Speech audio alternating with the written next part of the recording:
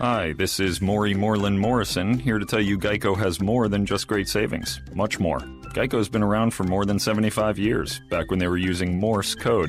Sorry, that's just my sense of humor. What's more, with Geico you get 24/7 access to licensed agents on the app, online, or over the phone, so you can talk to them at night or in the morning. So forevermore, just know that no other auto insurer has more than Geico. More power to you. Geico. Expect great savings and a whole lot more. Blog Talk Radio. Yeah. Marvelous. Sportholes Radio. Sports Show. Shout out to Chuck, AJ, Smoke, Steve. Let's get into it. Yeah. Like to welcome y'all to Sportholes and Sports Radio. Introducing your hosts, Chuck, AJ, and Smoke. When they hear the latest news on every sport play review, grab a seat, kick your feet, this is a good day to view. They cover all topics from football to basketball. Numbers don't lie, and every show they got the stats for y'all. They gon' give you the real, no sugarcoating. Anything you wanna hear, they keep the discussion open. It's Sportholes Radio.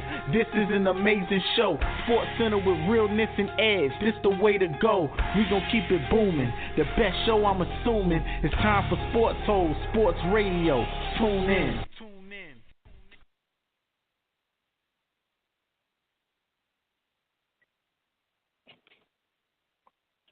Yo, welcome to Sportholes Radio.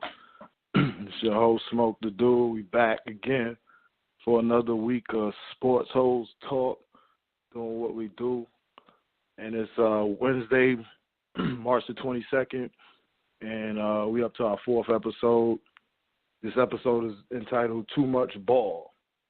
So you got your man LeVar Ball talking his shit again. So we're going to get on that. You know, this time he kind of pissed off King James, so we're going to touch on that somewhat. Can the Gamecocks make a run to the Final Four? Seems like things might be a little clear for them in their bracket. You know, the top seed is knocked off, so we'll get into that and, you know, more sports whole talk like we normally do. But as usual, we got to bring the crew in. Let's see, we got Big Man on the line, so I'm going to bring him in. AJ, what's poppin'? Man, we on the air. You need to call in. AJ, what's poppin'?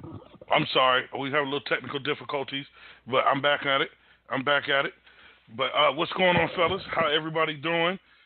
Yeah, like you said, too much ball. Like,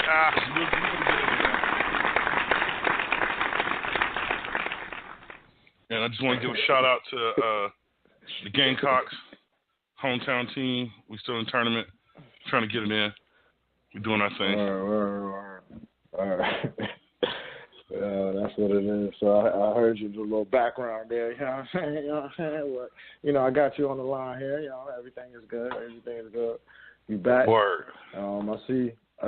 Chuck is here. So let's bring slow but Fat here. Man. He ain't always on time. He ain't on time, but he be on time. What's up? The lineup, but Fat Man, what's good? What up, folks? What up with your people? Late but good. Yeah, I was trying to say you ain't always there when you call, but always on time. But I fucked it up. You pulled a Michael Jordan and sit on his roof? Yeah. I'm in my MJ form, you know, when it comes to the talking and things. But yeah. Hey, well, you got to be the greatest. Be the greatest, man. You know how that go. Yeah. So what's good, fellas? What's good, fellas? Not much, man. Not much. Sports world, and a little topsy-turvy. That's about it. But that's every day. Word. So we kind of sitting here waiting on the NCAA bracket. Well, the NCAA games to resume. The actual Sweet 16 doesn't resume until tomorrow. Yeah. So tomorrow afternoon. I don't want to say tomorrow night at 7 is the first game. We got 4 games slated for both nights, Friday and Saturday. So, you know, if you're a sports head, if you love basketball, especially college basketball, you got 2 full nights of it, which you got, this last week or so, you've been getting a lot of games, so, get ready for that again. So, within the topic, we've been, last week last show we was talking about, the results of the first rounds of games, and I didn't pick South Carolina to win. I picked them losing in the first round, but surprisingly they came in, won their first round game, and they ended up beating Duke, to advance to the round of Sweet 16. So, I mean, what you guys think about that? Because to me, it looks like a fair possibility that University of South Carolina could be stamping its trip to the Final Four. It would be a big thing. It'd be a big thing about those possibilities.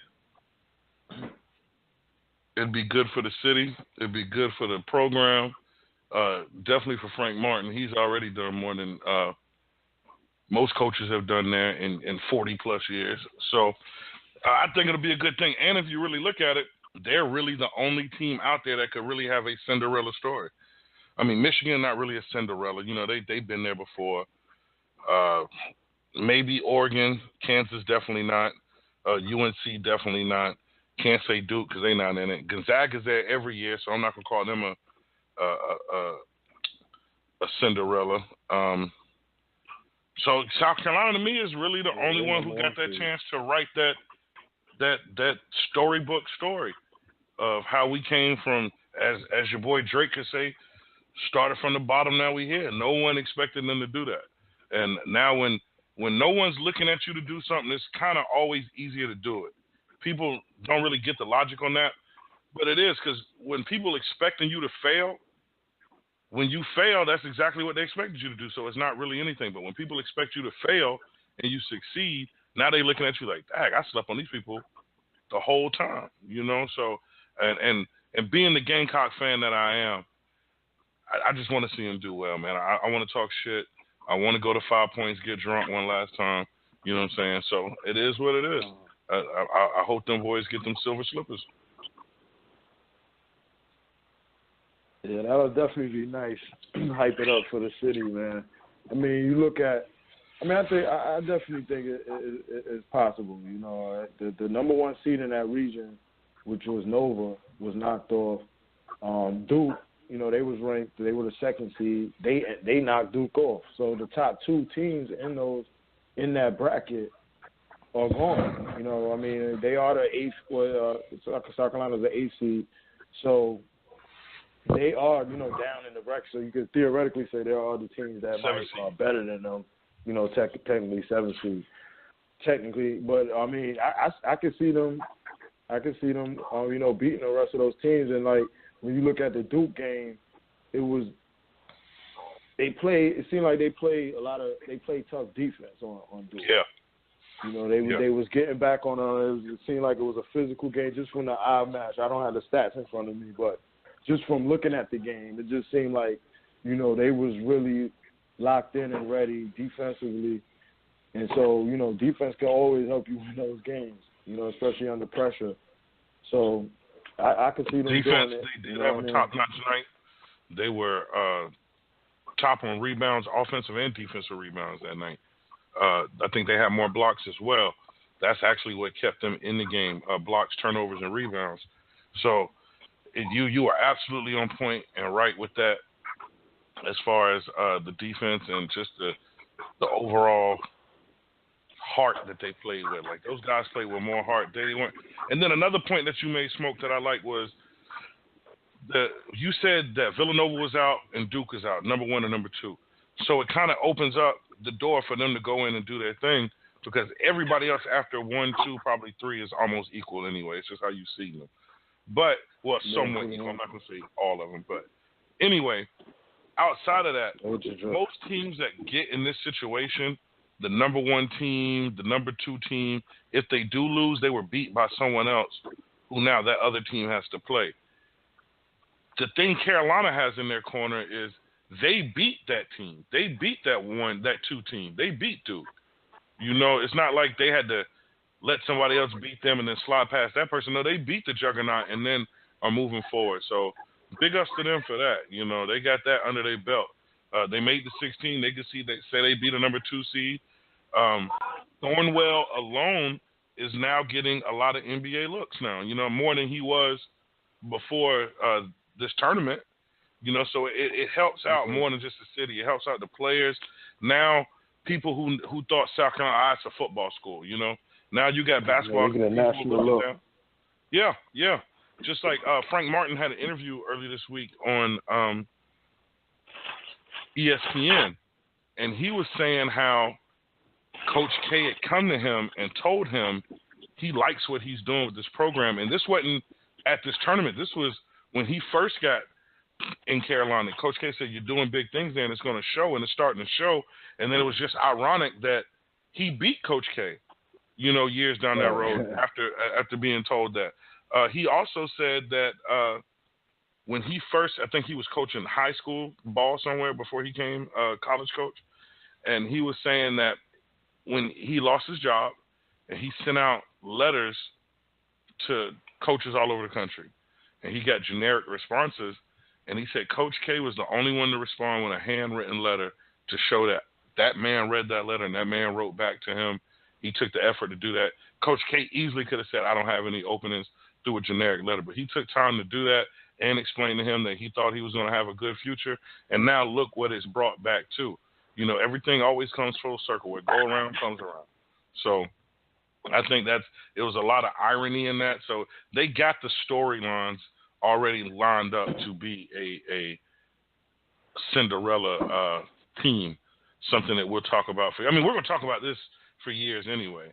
But outside of that, to your point, Frank Martin, he was a high school coach in his early career before moving to Cincinnati and then K-State and then his current stop in South Carolina. So, yeah, it could be a nice come up for him. You know what I mean? It'll end up with him having another big payday down the line if he can get them to the Final Four and maybe, even further. You know what I mean?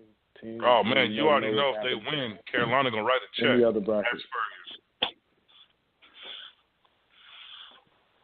Sounds good, this Cinderella story, but oh boy, I don't see them coming out of this region. The voice of gloom and doom, y'all. I like Wisconsin to come out the region. They're the team in the region with the Final Four experience, and they got players that returned that played in the Final Four. So tell me this: Wisconsin they just got an experienced team. I think they got a chance to come out. And South Carolina came in as a 7th seed, which now, that's a flip flop. But at the same time, you're not giving them no respect. If you was paying attention, everybody has been saying that there was no way Wisconsin should have been an 8th seed. Wisconsin really is like a 5. They should have been like a 5th seed. That's all the analysts was repeating. But what did I just say? But that proves my point that everything after the 3 seed is really a toss-up. Oh, no doubt. Put Carolina as a 6 seed. They are not. Wisconsin is not a clear play. It was struggling during the end of the season too. That's why they ended up with 8th seed, even though. And the only reason Carolina got they were better than the 5th seed. And the only reason Carolina got a 7th seed was because they lost that tournament. If they'd have won that tournament, they would have been a 5 seed. Which I'm glad they weren't, because 5 seeds have horrible luck. They got a highest seed that they weren't worthy of, considered the fact that they played. I said it before the tournament started. They wasn't playing that well in the tournament. Now, Frank Martin made the point that he thought that they lost games to some pretty good teams in the conference. So, they did. But the fact was that they didn't play that well at the end of the season. They got a couple of wins in the tournament, and they playing well right now, so they do got a chance. We already see that was a tough division, though, Chuck. Like, look at Arkansas. Arkansas almost beat UNC. You still got to deal with Kentucky. Played kind of well in the tournament. The SEC played well in the tournament. Arkansas played real well. It's just they couldn't beat. And honestly, they probably should have won that game. But, I mean, it's just more talent on the floor at the time, you know? So, I mean, talent-wise, I'll give I'll give Wisconsin probably a little one up, only on the returning fact of returning players to a tournament. Carolina didn't have that, but we never been in a tournament. But we had Thornwell's a senior, so we got returning players. Might not be tournament players, but we got the same thing. You understand? So I mean, I'm not going to say that they're the Similac behind the behind for the rookies, but they're young. They're the new team on the block, but you can't keep everything the same forever, man. No, and so Wisconsin can very easily lose to Florida in that matchup. Florida is a decent team. They were playing well. They can very easily lose that game. I just feel like I like their experience in the tournament. They beat the team. They beat the number one team in the tournament, so they definitely playing with a lot of confidence. They got like a guy or two that's considered pro potential in Nigel Hayes and Ethan Happ, and their guard Boston Kanan has been hitting big shots the last couple of tournaments, so they just got it. One of them teams, it always be one of them ugly teams that I don't like to see make the Final Four, And how the bracket shaking up now, they just gonna. Oh hell, 3 of the teams already in there. It'll be like Arizona and Kansas and North Carolina and Wisconsin. They'll be that team that cracks the bracket with we just gonna make the game ugly instead of aesthetically pleasing like you would like to see in a Final Four championship game setting. I feel you, but like they say in football, any given Sunday, when it comes to the tournament, it's any given day. Whatever day you step on that court, you don't know what the guys can be in a better breakfast with you. You don't know who woke up on the wrong side of the bed today and who stepped on that court and ready to play the game of their life. So, yep, that's why the tournament has crazy results year after year. And it ain't going to be who I said it's going to be. And the tournament ratings are up 34%. That's hard to believe because that's like one of the most watched things every year. Mm-hmm. It seems like they've been. I don't know. The games have been better this year. The college games, the scoring has been up throughout the season. I was about to say season games. The games better.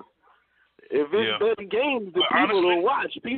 Some of these games in the tournament been ending in the 40s. Some games. You see, this first weekend we had a couple of teams score 100. Oklahoma State and Michigan scored like 92 to 91. The games have been good. When there's points on the board, people got to watch. North Carolina scored 93. Was 93, 89 first game? No, North Carolina scored 100 points their first game. They scored 100 points their first game. South Carolina scored 103. 93. 103 for North Carolina. Yeah, South Carolina did score in the 90s their first game. I think they won UCLA 93. 97. They scored in the 90s. UCLA 97. I mean, Arizona scored 100. Mm-hmm. Yeah. But another thing that proves is teams are better for the fact that there was no real upsets until the week before. I mean, until this week, really. You had the Villanova thing, but Villanova, South Carolina, all that was within the same week. Like the first week of the brackets was kind of humdrum, but not humdrum as far as the games. It was just more the matchups were matched up just like they were on the paper. And then after you got to that second round, when you could start flipping the coins.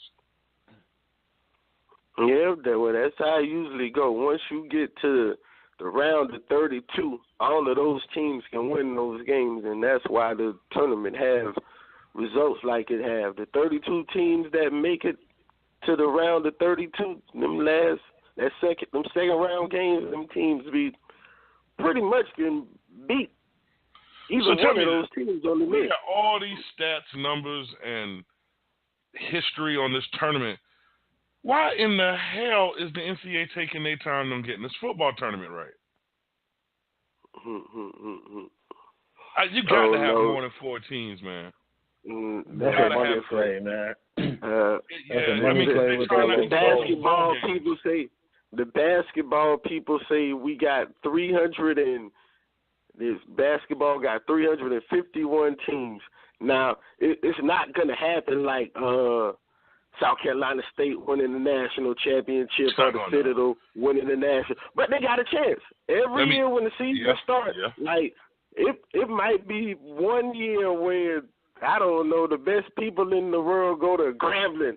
And Grambling can win the national championship in basketball, but in football, it's just the SEC, the Pac-10, the Pac-12, the Big 10, the Big 12. If you ain't in them conferences, you ain't got a chance. Let me explain to you why football is a different monster.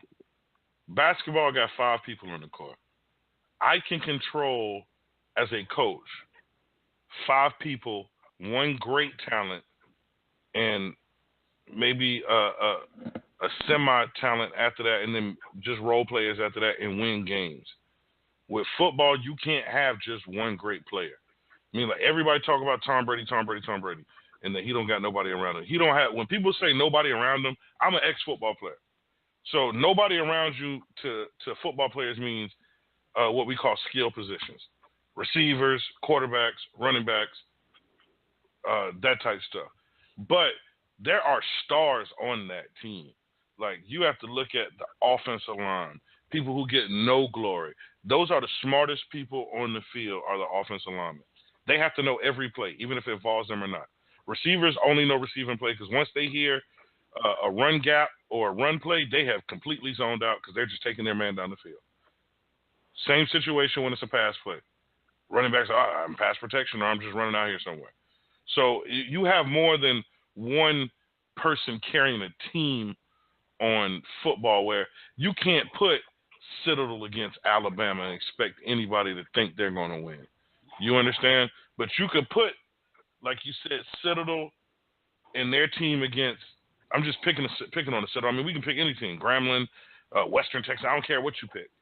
You know what I'm saying? Whatever team you pick against a major team, in basketball, you always have a greater chance because, hell, you might have that Russell Westbrook player that's going to drop 50. And he could still make them win, especially in a tournament when it's just play this night, win, and move forward, and versus during the season when you're playing 100-something games, 80-something games, you know, it's easier to kind of take a night off here and there, not physically like the NBA doing, but a night where you're not on like you were. Football, every game matters. Every game matters. So it's hard to compare the two when you say little teams can play big teams. But you're right, the little teams can play the big teams. But in a tournament, when we start talking about football tournaments, you're going to add more teams. Right now, you're just compensating for the big conferences. You got to put at least, I say 8, but you got to do at least 6. But because the reason is, you'll have a conference like in basketball, say North Carolina, Duke, I'm not even going to put Clemson out there. North Carolina, Duke, Syracuse, and Virginia Tech or something are great. All of them are going in the tournament, and they're all in the same division. They're all ACC. But you're not going to have that right now, the way the tournament's set up in football, you're not going to have Alabama, Auburn, South Carolina, and you're not going to have 4 SEC teams in there, even though those might be the 4 best teams in the country. So basketball, you got a better chance, and it's a more even playing field. So that's how I look at that. But at least we got the 4. You know what I mean? Because I got tired of just them picking the championship game. Oh yeah, that irritated me. So at least you got 4 now. You know what I'm saying? Hopefully we can see them expand the field to 8 or whatever it's gonna be. But I definitely feel like in terms of football, it should be more. There should be more options, more chances. Definitely. But I'm like you. I did not like that. Any given Saturday, it's like, those teams should get a chance at it. It's just like, with the NCAA tournament, the thing you love about it is, we was talking about South Carolina. I didn't pick South Carolina. I said they're going to lose in the first round. They proved me wrong. They went to the second round, proved everybody wrong in that game, and then they're going to the Sweet 16. So it's like, you know, Chuck made his points about Wisconsin and, you know, the other teams. We still got the whole field out there, you know, the rest of the other 15 teams, but they have an opportunity, whereas, you know, the equation, to equate like a South Carolina type team on the NCAA football level, they wouldn't have gotten a shot to play for it. They'd be playing in a bowl somewhere, and they would, you know what I mean? So, yeah, you know what I'm saying? But yeah, call in, give us your thoughts. 563-999-3565. That's 563-999-3565. Let us know what you think about the tournament. Yep. Press 1 and share your opinion. Or you can just call and hang on and listen if you like to do that. But press 1. Hit us on Twitter, Sportholes1. However you want to do it. Yeah, you know Marshall's on there down giving out some some old nice tweets, talking shit. Yeah, I mean, I'm learning this tweet thing, man. Hey, this social media ain't as bad as I thought. I was never really on every social media site, but I kind of like Twitter. Like you learn a lot from different aspects. You can filter the truth and the facts. People don't just read the clip. I mean the phrase at the beginning. If it's a link, click the link and see if it's legitimate and noteworthy. But Twitter, yeah, I'm starting to like that. I like you get to say what you want. You ain't got to worry about hurting nobody's feelings. You can unfollow them. You ain't got to see that shit. So I like it. Yeah. I like it. Come see it. Twitter doing too much for me because all I hear about is I ain't know nothing about the Twitter, but yo, what's up with LeVar Ball getting into it with LeBron on this Twitter about LeBron going too far. Yo, he was you can't talk about that like this, yeah, so I mean, you pretty much see that why I don't be on Twitter. So we was going to sound like, oh man.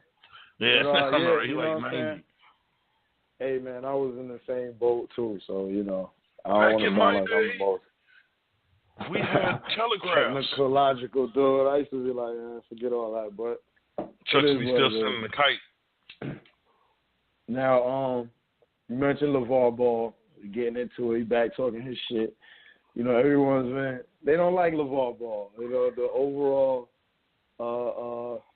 overall view that I see, you know, of him in the media, you know, is like he's doing too much talking.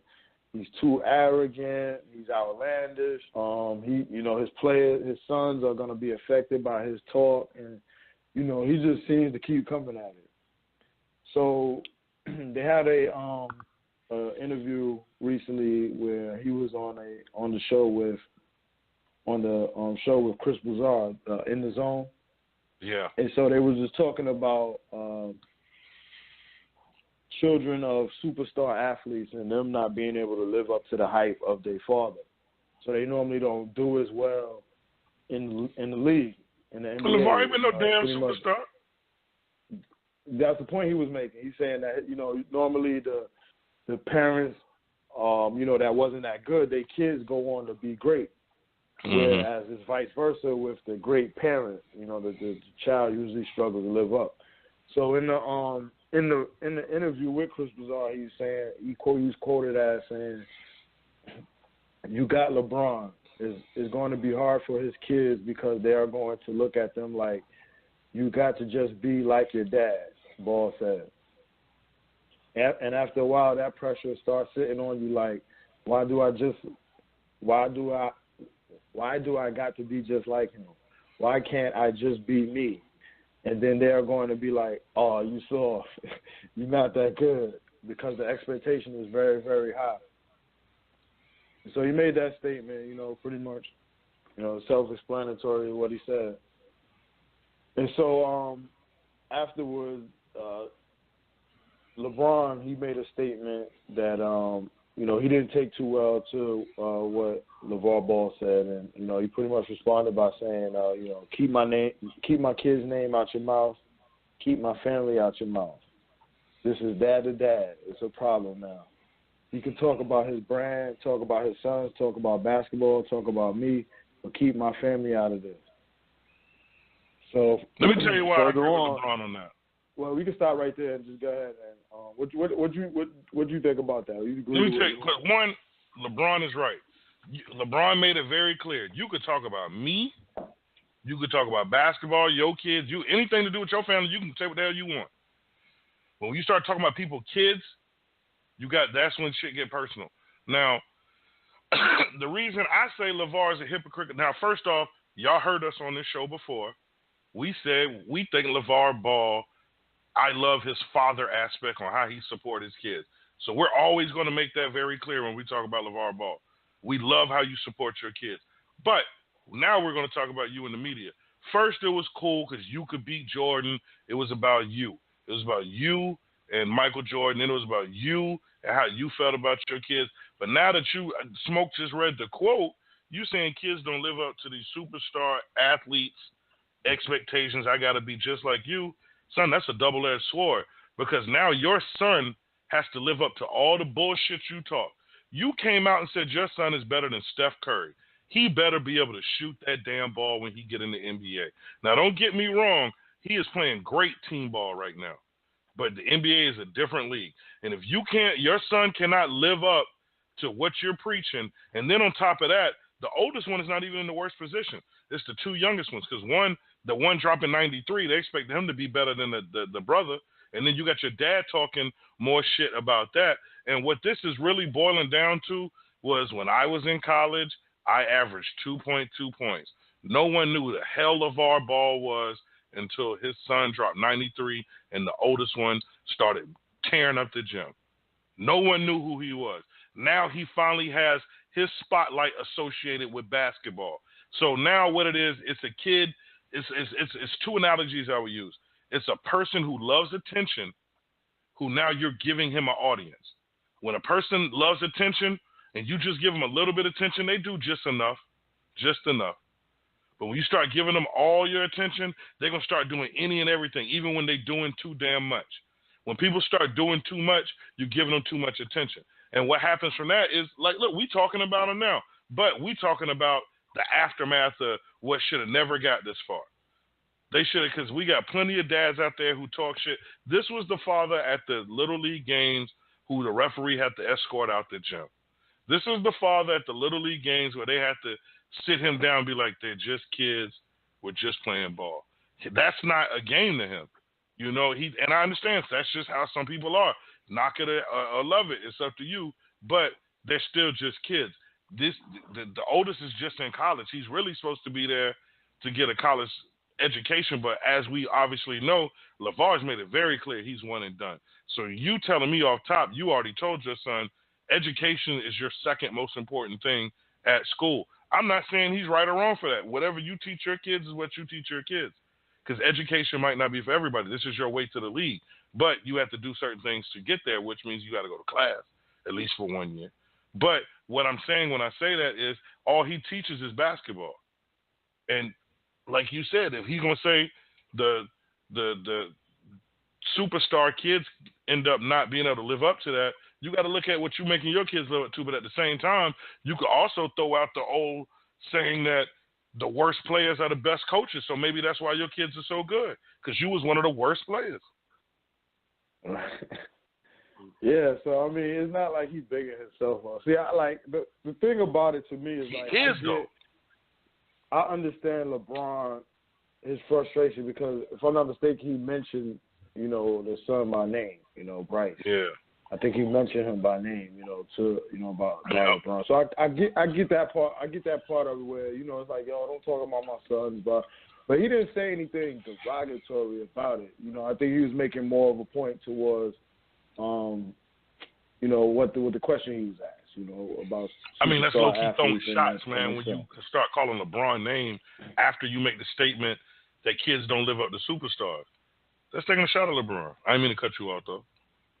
No, I dig what you're saying, but you know that's like he's like the prime example if you're gonna name somebody with kids, because his boys play ball, so you know they into ball now. And if I want to say Bryce, the oldest one, he has like verbal commitments to Duke, if I'm not mistaken, Duke and another school.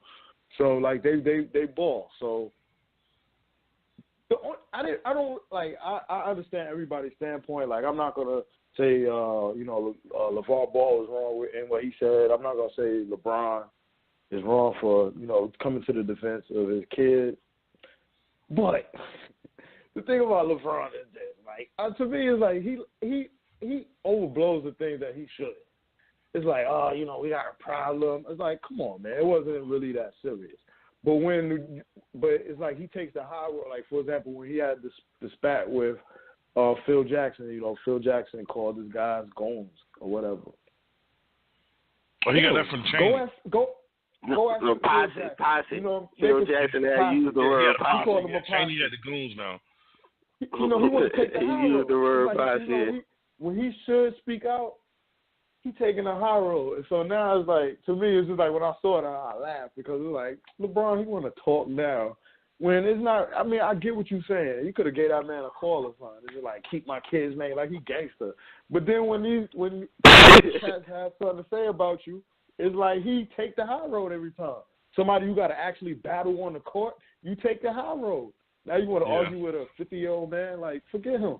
I would have called him. He had time to argue because he took that night off. He didn't play ball that night.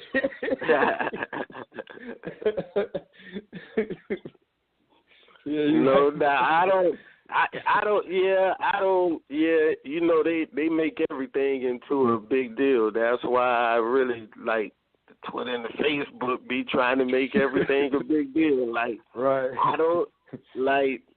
It is really a big deal. Like, I don't know, LeVar Ball, y'all putting the microphone in his mouth and he's saying stuff like, I don't know. That was going on. I figured out what it is. It's that one dude at the party who is already drunk and he keeps getting attention, but people just keep giving this motherfucker drinks. They just keep giving him drinks, and what happened? He's eventually going to hit face first on the ground, pass out, or somebody going to whoop his behind. I don't look, everybody know Lonzo is the truth, but the other two brothers, the one, D'Angelo, who's coming up this year, he's not really ranked as high as a prospect as He's going to play defense, Lonzo Ball is. And the youngest brother, he all right, but they don't predict superstardom for them dudes. They ain't guaranteed one and does like Lonzo Ball was. So bro, do you ever see him on the interviews? The story. You see in the interviews how Lonzo, he looked mad confident because he as he should. But LeVar obviously is overconfident. But the two younger brothers be looking kind of shook, like, damn, I got to live up to my brother height, plus my daddy in the corner talking this bullshit. Man, listen. If I was the two youngest, I would have been pulled pop. He said if the dad is great, the son don't be great, which is something I have always thought about, because as I do my history and research in sports, the only guy I can find that was great as a father-son combination is Ken Griffey Jr.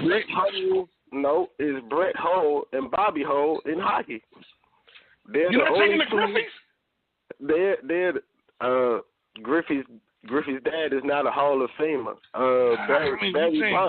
Barry Bonds' daddy was a better player than Ken Griffey Jr.'s daddy, but the only players that was great in any sport is Bobby and Brett Hull in hockey.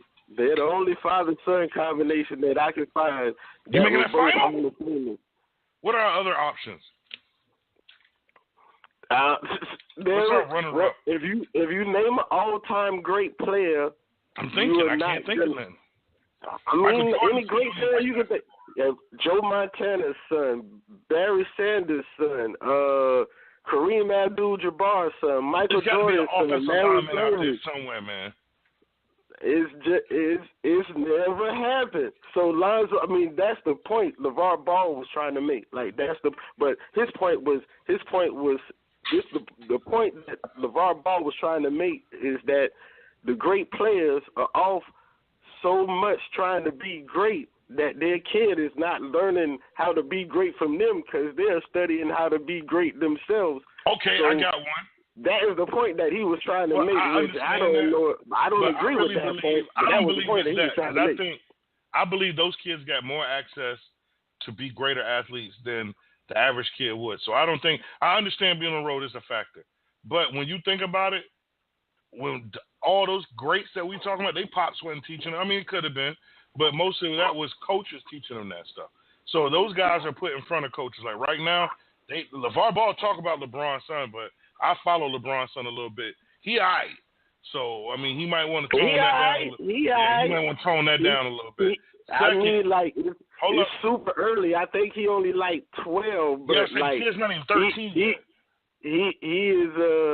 he's a young kid that, all right, could he break the mold of the son not being y'all waiting on the wrong one.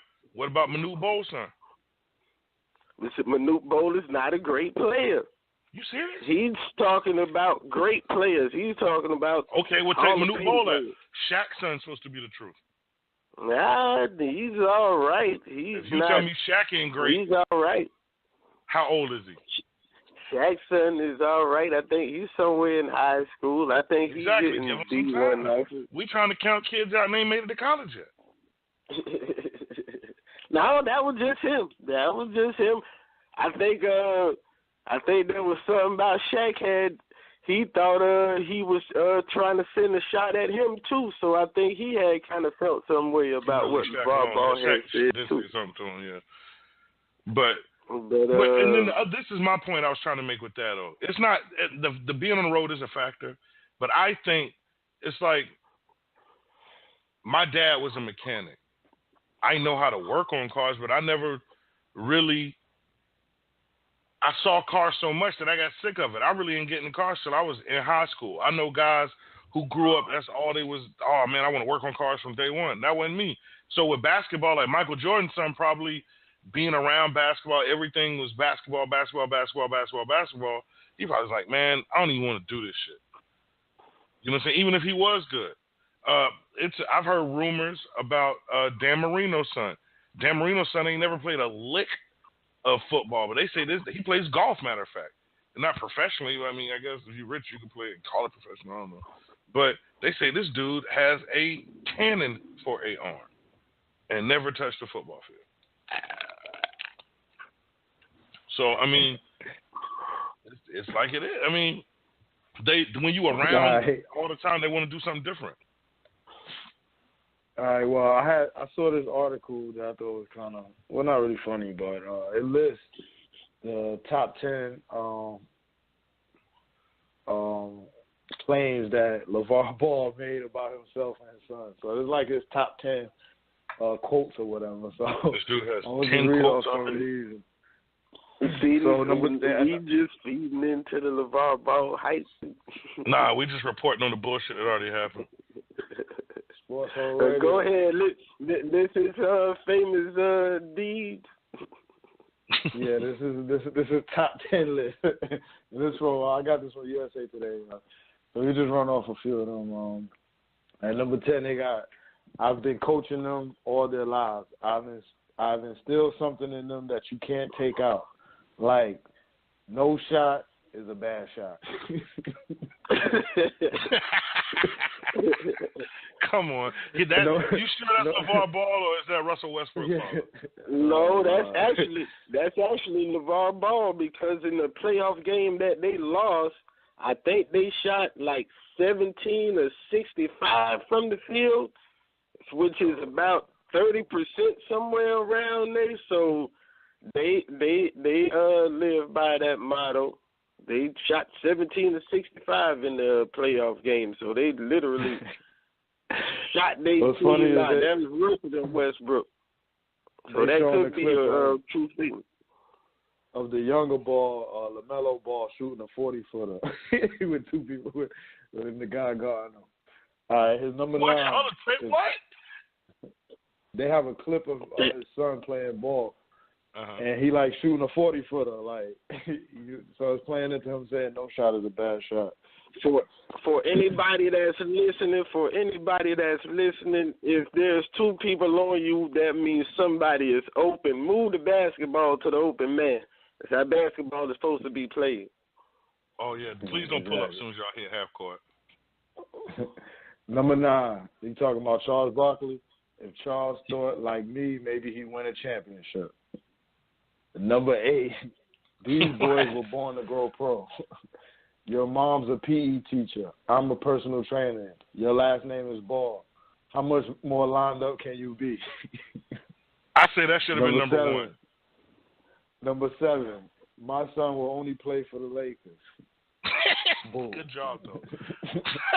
Number 6, we already got our own brand, Triple B's. Lonzo is going to be the first one drafted with his own brand. That don't happen. Yeah, that's big. Number 5, you got LeBron. It's going to be so hard for his kids because they're going to look at them like you got to be just like your dad. You just talked about that one. Number 4, all 3 of my boys are going to be one and done. So he calling it for. Number 3 is $1 billion. That ain't what the scouts say. That ain't what the scouts say. He got extra on that one. Yeah, come on, man. Like, he was cool. Like, I was laughing with him, supporting him. I like your brand. I still do support him. But the whole LeBron thing, and as y'all know, I mean, y'all, it sounds like I'm a LeBron fan. I'm really not. I just respect game. You know what I'm saying? I respect the game, but outside. Okay, I'll tell you this: outside of basketball, LeBron is the realest dude out there, and we'll get into that later. But beyond that, no, he need to leave that man alone. LeBron ain't had shit to do with LeVar Ball, Michael Jordan, and Charles Barkley had going on. And if you look at it, LeVar Ball is a freaking genius. This man I'm not going to take shots at no mediocre people. I'm taking shots at Mike. I'm taking shots at Charles Barkley. I'm taking shots at LeBron, old school, new school. He probably done since Zion Williams. He including everybody in it. He probably everybody. Y'all don't know his son. LeVar Ball about to get a TV show. Oh man, the day with the balls. Oh man, yo, by the next TV season when the new shows start kicking off, either that must be in the fall time. Let me tell you what's going to solidify him getting a TV show. Balling with the balls or something. Let me tell you playing with my balls. Balling with the balls. Playing with my balls. Oh, we or something. Listen, now let me tell you what's going to happen. What's going to solidify a TV show? He going to have to bring in a ratchet chick. If he get a ratchet chick somehow associated with the family, he got a guaranteed sold TV show. See, his wife is not ratchet. You know what I'm saying? But if you find a ratchet, what's that girl name? Portia. Oh, no, he got. Oh, not Portia. Oh, he got Cardi fucking B. Cardi B. You get Cardi B. I ain't no LeVar Ball. He ratchet for everybody. He might have some.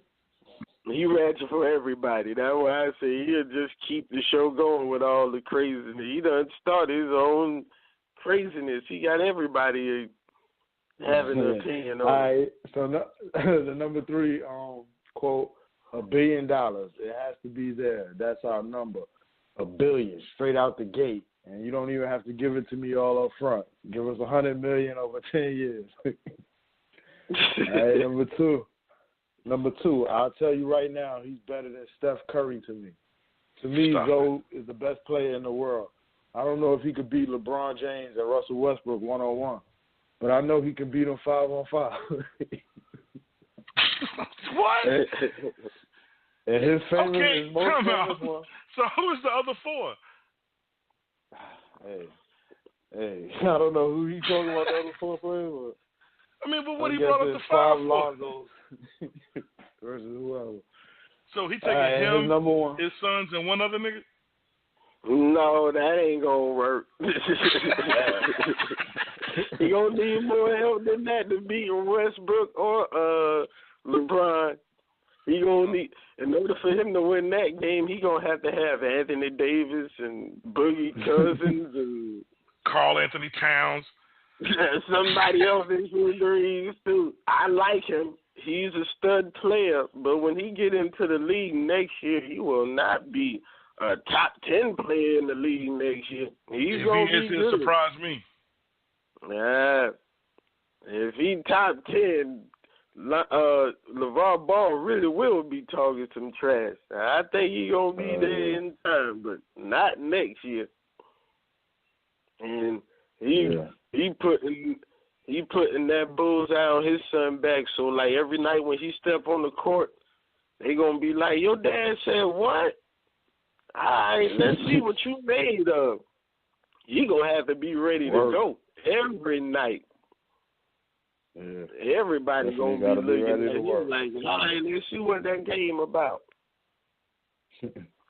When he be on the court, and I hope they not taking nights off. Too late. Talking about they need the rest. Too late. Oh man, they bugging with that. They bugging with. I don't know if Smoke got time for that tonight, but I actually got a clip. No, we can. Someone came up with a great idea. Let me finish this right here. Then you can do. We can go into whatever you got. Well, I mean, everybody knows his number one quote was, about Michael Jordan. Back in my heyday, I would kill Michael Jordan 1-on-1. In his heyday, he averaged 2 points. Yeah, let's not. So you telling me in his heyday, he averaged the same amount of points you and me would average right now on the league? I'm talking about post all the surgeries. No, that's 2 points in college. That was his heyday. In the NBA, that would be 0.0000002 points in the NBA. That was his heyday, though. You feel what I'm saying? Yeah, that was funny.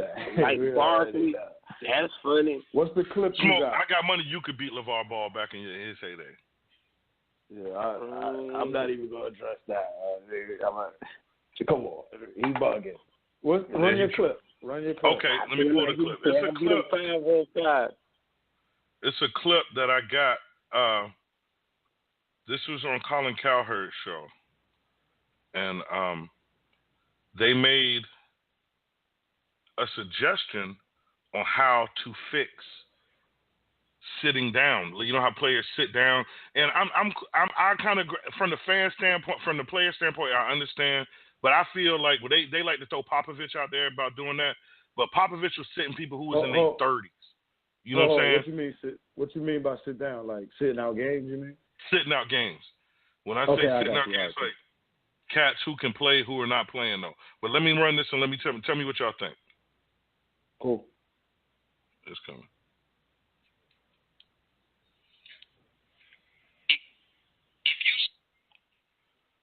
Hold on. I can fix it. I can fix it really easy. If you seeded the playoffs the way we do right now, by record 1 through 8. However, when you are in a series, who has home court in that series is determined by your season record against that opponent. So, for example, the Spurs and Warriors played 3 times this year. No matter whoever finishes with the best record is going to get the 1 seed.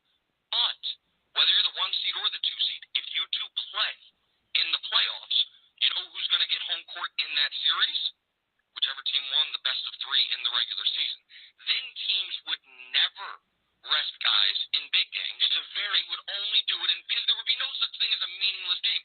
Oh, the Cavs are playing the Rockets. Well, you better play everybody because you don't want to have the Cavs win that series 2-0, and then in the NBA Finals, if they play each other, they have home court even though the Rockets won more games. You would have teams rest players against bad teams, and those games aren't on national television. That fixes it like that. What you guys think about that? Man, no, we don't need no new rules to basketball. You know what you know what all these dudes need to do? Go look at the back of Karl Malone playing card, and see how many times he played 82 games. John Stockton played like 19 years. He probably missed like 10 games at the most in 19 years. Michael Maybe Jordan's last year playing, he was 39? 40, How old was 30, 40? No, 40, I think he was 39 or 40. I want to say 39. He played 82 games that year. He was 40. He played some of that season as a 40-year-old, too. But he still played 82 games. Oh, that's the whole point. Like, and that's what I'm saying. You got cats that are 21, 25, 23. Man. What you need to have pull up was Stan Van Gundy saying, how can the diet, the nutrition be so good, the travel be so good, the athletes supposed to be so good, but they missing games. Like, I don't understand that. Like, if in my book, when I'm talking about all-time greats and you sitting out 20-year-olds, come on, 20-year-olds, like I can kind of see LeBron, considering the fact that he's been playing 14 years in the finals and the Olympics, all that. I can kind of see him taking the game off at the end of the year. At the end of the year, if you ain't healthy, at the end of the year. But I don't want to see no 20-year-olds resting. I ain't with no 20-year-olds resting. But you can't front that's the best option we have heard for sitting people. That's just like the baseball All-Star game. It matters. It makes every game matter. Like no, we were every talking game, about football. Every game matters because you in the league. That's what you want to be. Not when they get I don't know. If you got a check they was getting, you can sit down. You can sit your ass down too. They got to stop playing so much AAU ball. That with a wear and tear coming on, just playing basketball all year round, that was giving a lot of wear and tear. They need to find select tournaments where they can play in so they ain't playing so much. So they doing that all year long until they get to the league, and that must be putting wear and tear on these 20-year-olds. I don't understand it, man, but no. Ain't no we fixing up no rules where play basketball. The best team with the best record got home court. That's because you earned that. Don't make no crazy rules to make no guy suit up. I feel you. Suit up. I mean, that's what the players did back in the day, man. The players suit up. I ain't gonna lie. It sounds interesting, you know what I mean? Because then it breaks it, you know, the playoff possibilities down to how well a team does against another team. I don't agree with the change. I mean, it's a good idea. I like the way he presented it, but we shouldn't have to force these guys to play games. You know what I'm saying? I mean, like you said, in the case of LeBron and some of the older, athletes, you could see taking off a night here, a night there. See, LeBron was misguided. LeBron was misguided. He talking about Pop was sitting people for 5 and 10 years. Pop started sitting people in like 2012. He was sitting Tim Duncan and but those guys were like 35. He was sitting them in there. He started sitting people early in their playing careers. Them guys wasn't sitting early in their playing careers. They was playing. They didn't start happening until Pop in like 2011, 2012, somewhere around that. LeBron is misguided, and he making these young dudes be like, in their 20s, like, yeah, it's all right to sit down now. Y'all tripping. Don't call yourself the best of the best. You go look at Karl Malone playing record and see how he played 19 years and rarely missed a game in not having the best travel and none of that. So that ain't no excuse. Ball. You in the league, we want to see you ball. If you healthy, now if you hurt and you can't play, all right, don't play. But if you healthy and you good enough to play, you need to be out there on the court. And playing 82 games for 50, 60 years, man. You healthy ball. And there you have it from Chuck Johnson. Yeah, I was really feeling that way.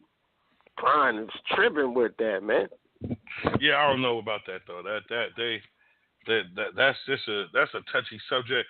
But if they gonna keep paying them money, the money not gonna cut back. They're gonna keep sitting them down until it's something. You either got to take money or make it matter. They're not gonna take money away. So that's what I like. What James Harden said. James Harden said he's a hooper. Hold on. For the listeners, we coming down to the last minute. So if you want to get your last quick calls in, the calling number is 563-999-3565. And, Thanks for listening to us. As usual, any rollover that you might not get on the live listening, we're going to take it over to the YouTube channel. So you can just look us up on our YouTube at Sportholes Radio. We just posted the last few episodes, and episode 4 will be posted by the end of the week or so. So, yeah, just check us out there. But, yeah, go ahead. James Harden say who? Yeah, I'm still late. James Harden say, I'm a baller. I'm a baller. Oh. That's why I'm putting him at the number 1 on the MVP list because he play every game, and I'm putting Westbrook number 2 because he play every game too. And if Westbrook average a triple-double for a season, they can be co-MVPs. I like that. I'm trying to find some numbers we had on those triple-doubles this week. I took some notes, and I don't think I have it. But James Harden, Westbrook, and LeBron, am I wrong, Chuck? Yeah, they got at least 10 triple-doubles this year. The league has never had this many triple-doubles at one time. Oh, no, they already have. And it's a record total for a total amount of triple-doubles on this season. It's on pace for like 100. I think the previous high was like 80 in the 70s or something like that. They already done broke the record. 70, 80. They already done broke the record, but it's pretty much a triple-double every night. Like, so never are had players it before that much in the better, or is it that?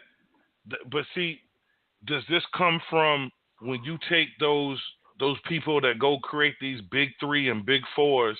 You leave single player, like you leave Russell Westbrook out there. So all he can do is get a triple-double. And the same thing is going on in other places because all these players are ganged up in 3 and 4 cities. That's true. Like, it's not that the players are better. What they're trying to say is called positionless basketball, where some nights you will have some nights where instead of you having a traditional center on the court, you might have LeBron playing center. So him playing center, you mean like for the whole game, or when they go rebounds and bring the ball up the court and play point guard too. And you have like Draymond Green playing center. You know, like that's where the league is going through. They calling it small ball. So with a lot of small ball going on the court, you give a lot of guys who not traditionally the center a chance to go get a lot of rebounds. That's why you're seeing a lot of triple-doubles from the Wayne players this year. You have a few centers like Jokic in Denver, baller Jokic in Nikola Jokic in Denver. Nikola Jokic. They call him the Joker. That does factor into that does factor in. That one of the centers that getting triple-double. For the most part of the Wayne players. That factors into the triple-double, but what about the whole, what Steph Curry has poisoned the league? I mean, it's not a bad thing. It is, but it's not. No one goes in the paint anymore. There's no. First off, we started fading away from true big men. Shaq was the last of the last Mohican when it comes to the true. I'm in the paint. You gonna know I'm here. They got 7-foot people shooting threes now, and beyond that, not good basketball. I'm not saying I like it, but that's where it's at. And beyond that, you got the whole superstar factor thing, and then these guys, no one goes in the paint. Everyone want to shoot 30 and 40 feet. Draymond Green shot a damn 3 the other night, bro. He made it, but I mean, come on, bro. Draymond Green should not be stepping foot outside that damn white line. Well, for some reason, people are convinced that it's good to shoot like 38% from 3-point land. Smoke like that. They say that's the equivalent of shooting 52% from 2-point land. But you know what's really the equivalent of shooting 52% from 3-point land? Shooting 52% from 3-point land, not shooting 38%. They got these guys taking all these bad shots, and everybody think they're a 3-point shooter. You shouldn't be taking, if you can't make, I don't think if you can't make at least 40% from your 3-point, you shouldn't be shooting a lot of threes. But you got, like, Russell Westbrook, them guys shoot like 32%, and they take 8 and 9 3-point shots a night. Them are just bad positions that you're wasting. It's way too many 3-pointers going up. That's why when it be a center that come back into the game that's going to dominate and shoot 65% from the field, they can make his free throws too, they'll start throwing the ball back inside. But right now we in the it's going to come back because as long as basketball being played, the best shot always going to be the shot closest to the rim. So right now we got a lot of people that's somehow convinced they watching Steph Curry that, it's good to shoot 30-footers and make them 1 out of 3 times or maybe 2 out of 5 times when you can find a guy that can score in the paint close to the bucket that makes 7 out of 10 shots or 6 out of 10 shots, and that going to win you championships. They want it to be flashy now. They want it to, when you shooting threes, it's flashy. You making points. All right, and so you shoot threes, it's flashy, it look good. But when you dunking, it look good. So, but, in the paint, guys like that's not always dunking the basketball. Those guys are getting ugly points, like you say, Chuck, but ugly points add up. I don't care what nobody say. They want to make everything look like Madden and 2K when they just need to play basketball. Another point you made was the AAU. It's too many buddies. There's too many. They're running too many miles on these kids. It's just AAU was a good. I say maybe a little small off season, short, little off season type thing. Maybe nothing too extraneous. Maybe a little practice type things going on, a little couple scrimmages, but not, as far as these AAU things, I know cats went to school with me who quit the high school team because they was playing AAU. They was like, I get more pub for the AAU. It's more popular than we coming to the end of the show, man. So we're gonna go ahead and wrap it up for the week. Back again, another week with episode 4. Too much ball. Anything y'all cats want to close out with, man? Let me think. Go Gamecocks. Sweet 16, baby. We in that thing. All right. And y'all go check that Dave Chappelle shit, man. Oh, real talk. Dave Chappelle is back and he's not holding any shots. Chuck, close us out, Chuck. Dave Chappelle. I was going to say something else, but Dave Chappelle. Dave Chappelle.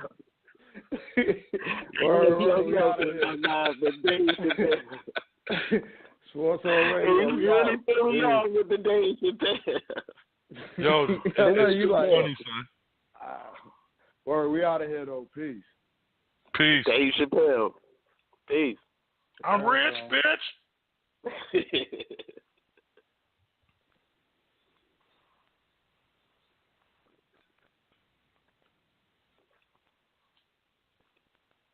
Welcome to Metro PCS. Hi, I heard you're giving free phones to everybody? Yes, right now everybody gets a free phone. You and your friends, cousins, neighbors, roommates. What if I'm already with Metro PCS? Yeah, it's for existing customers, new customers, people named Willie, dog lovers. That's awesome. Everyone gets a free phone at Metro PCS. Come choose your select free phone from brands like Samsung and LG. Metro PCS. Wireless figured out. Sales tax not included. Phones free after instant and mail-in rebates. Upgrade fee may apply. Excludes numbers on the T-Mobile network. See store for details and terms and conditions.